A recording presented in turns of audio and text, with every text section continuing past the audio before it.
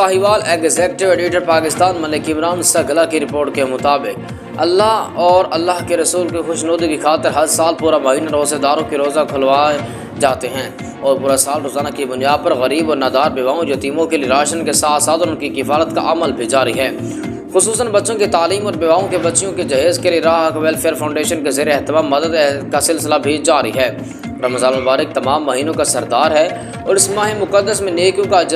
अजर कई गुना बढ़ जाता है। वो यहाँ मारूफ समाजी और फलाही तंजीम राह वेलफेयर फाउंडेशन रजिस्टर्ड साहिवाल के ज़रिए इंतज़ाम इफ्तार डिनर से खिताब कर रहे थे, जिसका एहतमाम चेयरमैन रायक्स वेलफेयर फाउंडेशन चौधरी सग़ीर अंजुम और सदर मियाँ बाबर सग़ीर की तरफ से किया गया।